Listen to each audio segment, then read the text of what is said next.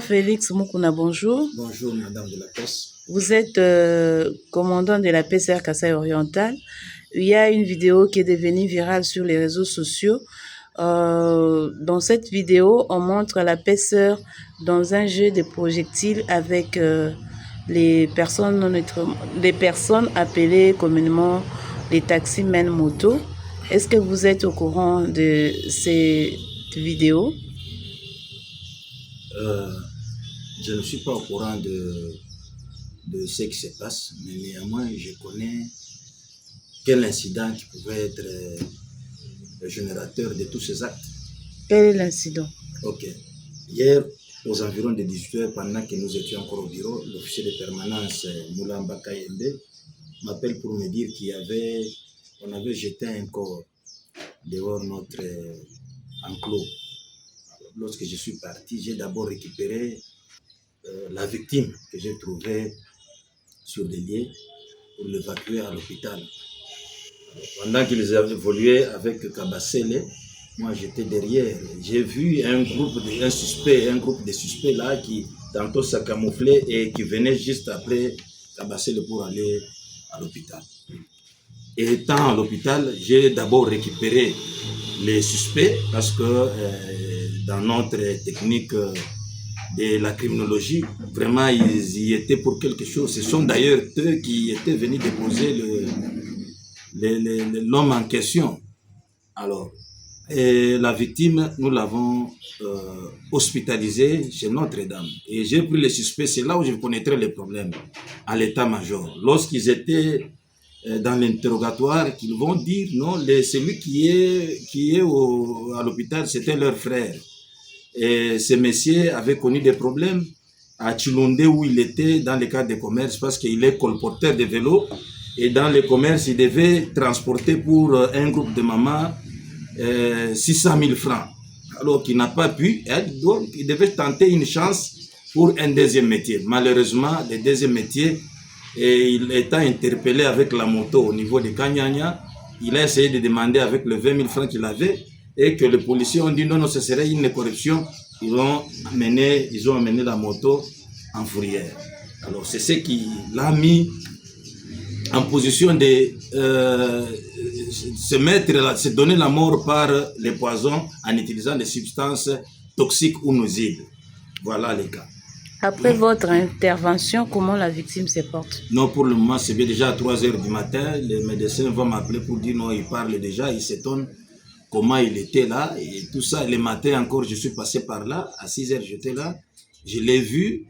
J'ai encore payé les frais de laboratoire parce que dans l'ensemble, j'ai déjà payé 99 000 francs pour la prise en charge. C'est seulement aujourd'hui où le président de l'Assemblée, vraiment merci et félicitations au président de l'Assemblée, qui est aussi très sympa, qui m'a dit non, la police, vous ne devez pas vous charger pour ça et laissez-moi continuer l'action. C'est un peu ça. Bon, en tant que commandant de la PCR, comment avez-vous jugé les comportements de la PCR sur la route?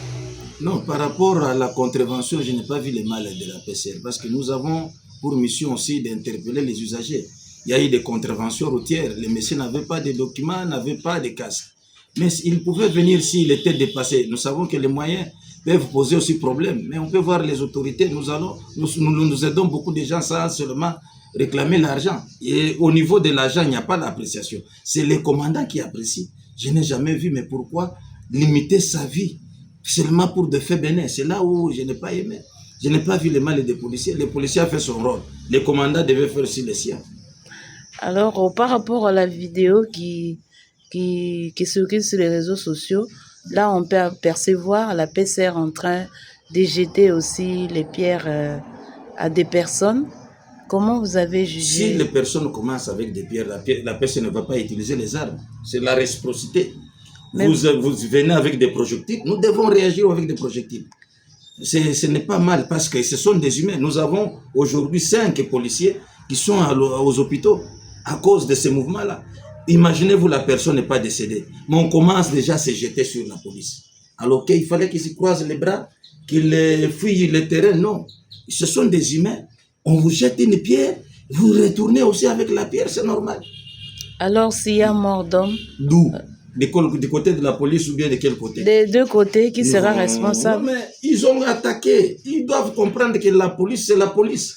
C'est ici où on séjourne de la police, où on veut un monsieur qui quitte là-bas, qui vient. Non, c'est pas comme ça. S'il y a des problèmes, allez vers les autorités. Vous n'avez pas le droit de commencer à jeter des projectiles en désordre, croyant faire fuir. Non, l'État existe. Si c'était facile, ce serait devenu policier. C'est pas facile. Mon major, pourriez-vous lancer un message de paix par rapport à cette situation qui sévit actuellement en Mbuji-Mayi? Parce que je viens de le constater, il n'y a pas de PCR sur la place publique. J'ai d'abord momentanément demandé, comme il y a trop de provocations de la part de motards mal intentionnés qui veulent toujours nuire pendant que le pire a été évité. Ce n'est pas un problème de drame là que... Non, on ne doit pas forcer les choses là où il n'y en a pas.